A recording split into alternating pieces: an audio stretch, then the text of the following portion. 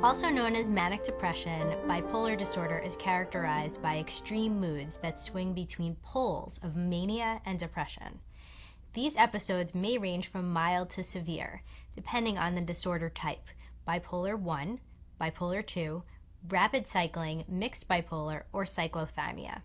All bipolar types experience manic or hypomanic and depressive episodes to varying degrees. Mania is typified by sudden euphoria or rage, hyperactivity, inflated self-esteem, racing thoughts, decreased need for sleep, and preoccupation with irrelevant matters. Mania may also include reckless behavior like extravagant shopping sprees, risky sexual activity, or foolish investments. Hypomania is a mild form of mania, characterized by hyperactivity and euphoria. The depression side of bipolar disorder mirrors the symptoms of major depression: persistent sadness and fatigue, loss of interest in activities, changes in sleeping and eating patterns, difficulty concentrating, feelings of hopelessness and worthlessness, and thoughts of death or suicide. Of the various bipolar types, the most severe is bipolar 1 disorder. Those who have this type may experience manic episodes that begin suddenly and last for an average of 4 months. Depressive episodes may last even longer, persisting approximately 6 months, but rarely for longer than a year.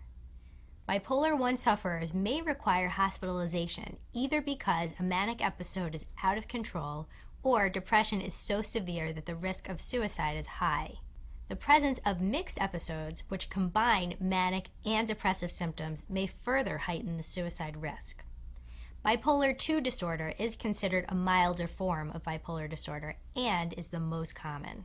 Bipolar 2 disorder sufferers typically experience less intense hypomanic episodes of euphoric or irritable mood, followed by depressive episodes, which are often experienced with greater intensity. Hypomania may appear as simply an outgoing personality, in some making diagnosis difficult, while others may experience it as a negative state that causes severe agitation and difficulty concentrating. Without treatment, hypomanic episodes may escalate to full mania. Rapid cycling bipolar disorder is characterized by alternating episodes of mania and depression within a short period of time. The periods of depression tend to be predominant, interspersed with briefer periods of abnormally elevated manic or hypomanic mood instability. Studies suggest that 10 to 20% of people with bipolar disorder develop the rapid cycling pattern typically later into the illness.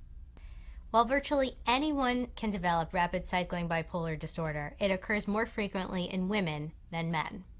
With mixed bipolar disorder, the highs and lows of the illness typically occur simultaneously in rapid succession as either dysphoric mania, which is a manic episode with unpleasant or depressed mood, or agitated depression, which is a depressive episode with mania symptoms such as anger and irritability.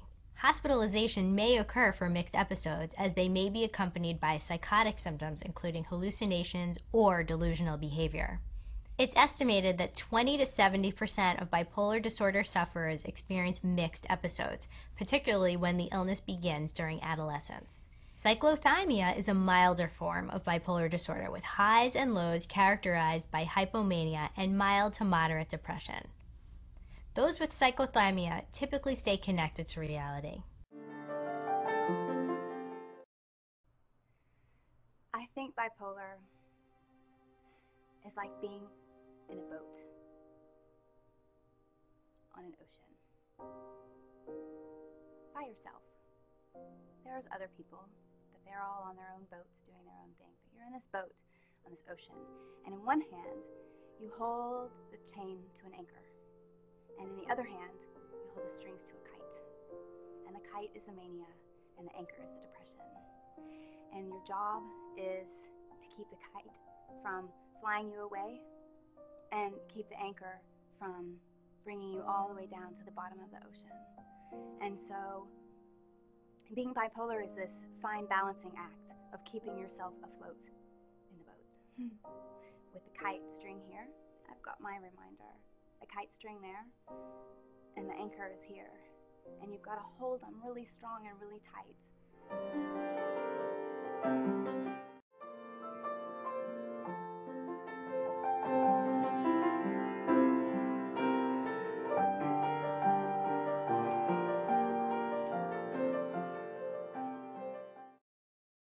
they sat me down and said, you can't live like this. Like, you need to get help. And that's exactly what I did. She quit the tour and went to Timberline Knolls, a residential treatment center for women battling addictions. There, she would receive a shocking new diagnosis. Demi was bipolar, something she's never spoken about on camera until this interview. I had no idea that I was even bipolar until I went into treatment. When I was 7 years old, I started having actually suicidal thoughts. Looking back, I'm like, okay, that makes sense. Like, I was bipolar. I was actually manic a lot of the times that I would take on workloads, and I would say, yes, I can do this, I can do this. But then I would come crashing down, and I would be more depressed than ever.